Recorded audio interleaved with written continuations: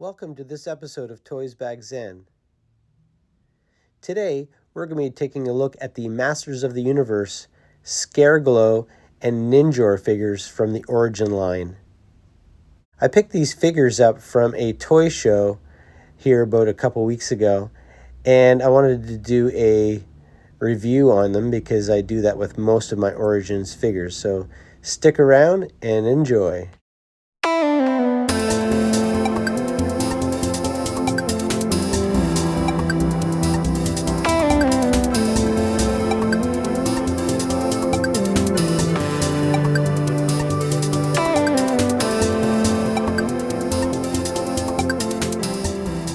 So I picked these two figures up at a local toy show here in Ontario, Canada. And I saw them at a toy show in August, and I didn't get Scareglow because it was a little pricey, but Ninjor was there, but I managed to spend all my money. I usually take a budget when I go to a toy show, so I don't spend way too much, and I got to the end of the show and did not pick Ninjor up. So it was my intentions to pick him up at this toy show if he was around for a good price, and he was. He was $25, and Scareglow, I still paid up for Scareglow. He was $35. I managed to talk the vendor down $5, so I'm happy with that. So let me take my trusty knife here, and we'll open him up. See if I can get his cape out of the plastic here. Let's take a look at the back of the card. We have Scareglow there. Some fantastic artwork on the back. Scareglow came from Wave 2 of the Masters of the Universe Origins line, and you can see the other characters in this wave. Let's take a look at him out of the package.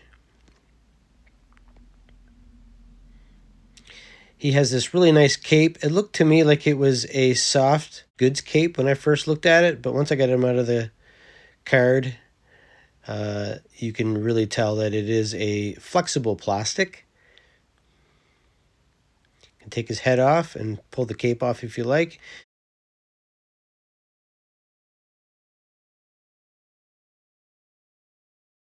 You can see the details not only on the outside of the cape, but on the inside, some nice texture. You can see on the back, this does not have any paint apps, but all the paint apps are mainly on the front. And of course, he's made out of glow-in-the-dark, translucent plastic material. So I would assume that this will probably be pretty fragile plastic in time. I do really like his color and the paint apps he does have in the front, although there are some paint wear already just from being in the package. So I'm assuming that this paint will be quite fragile and would rub off really easily.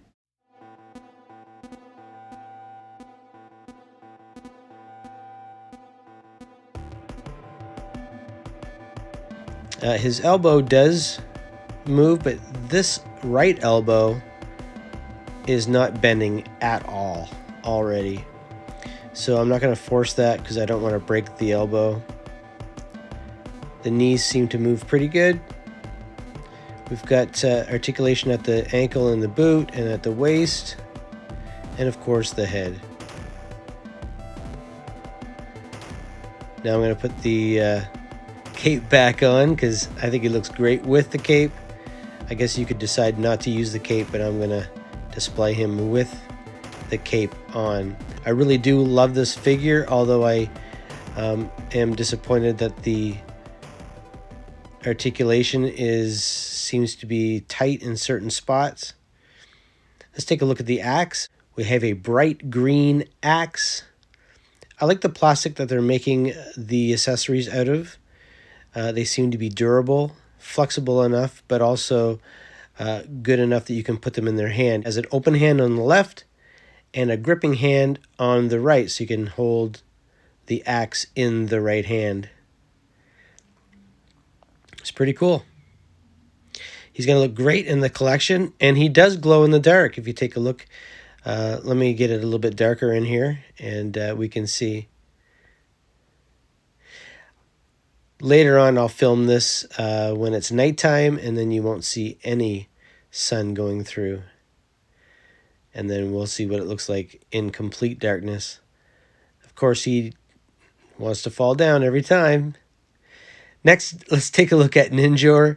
I also found him at the toy show, and this is one of the ones that I wanted really bad, and I knew that if the vendor still had it, I was going to pick him up.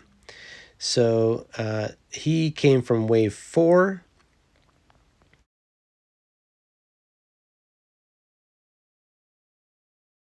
Here's the artwork on the back. You can see the accessories he has on the left, and you can see all the characters in Wave 4. I would really like to get Hordak. I don't have him yet still, but I'm sure I'll find him someday. New for 2021. And this is unpunched too.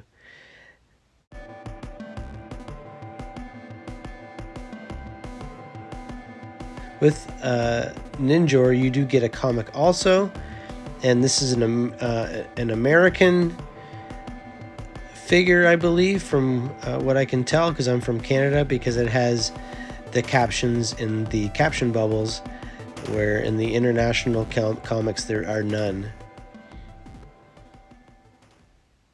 So here's the accessories that came with Ninjor. We have silver nunchucks, a silver sword,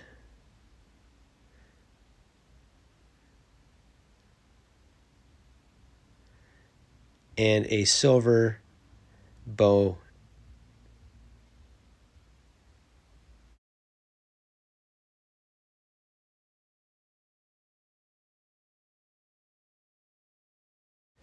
Now the figure, I think, is just great.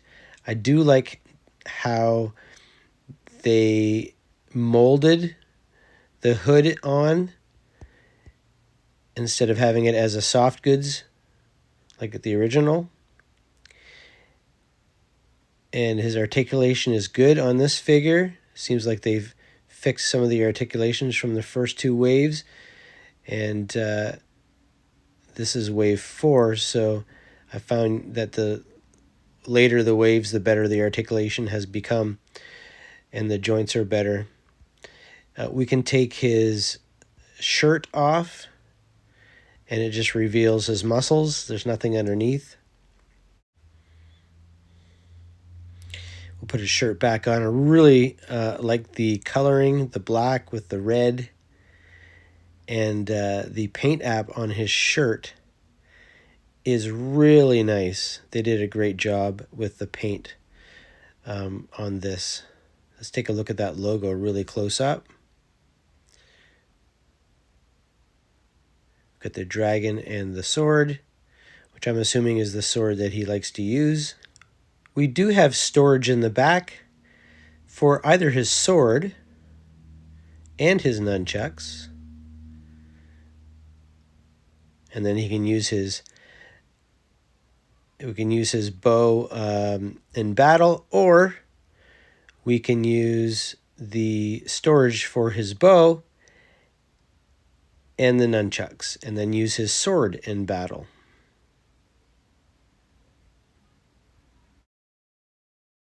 He does have 2 gripping hands, which is great because that means he could use his sword and his nunchucks, or whichever way you want to do it, at the same time.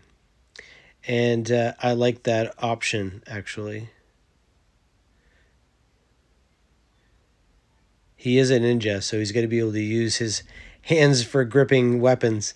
It would be awful if he did this. They did the same thing with that they did with Scareglow and gave him an open hand.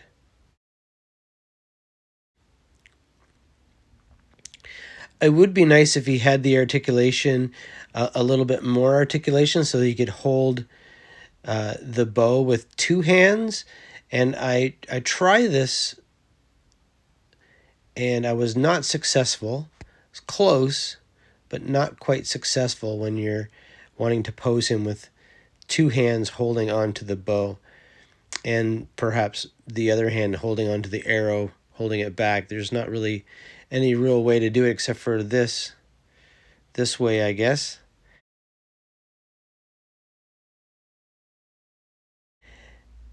I really enjoy these figures. I'm really happy to have both of these figures in my collection. I like both of them quite a bit, although I am having some problems with Scareglow with his joints. But I think that Ninjor is definitely an amazing figure. I think it's one that everybody should have in their collection if they are collecting Origins. And I mean, Scareglow, if you really enjoy Scareglow and you can't afford the original one, then getting the Origins one right now is still affordable on the aftermarket, because you're not going to find them in the store unless they have a whole warehouse full of them somewhere and they decide to sell them again. Please subscribe to my channel, like my video, and comment down below and let me know what you think of these two figures. And do you have these in your collection? Are you going to collect them?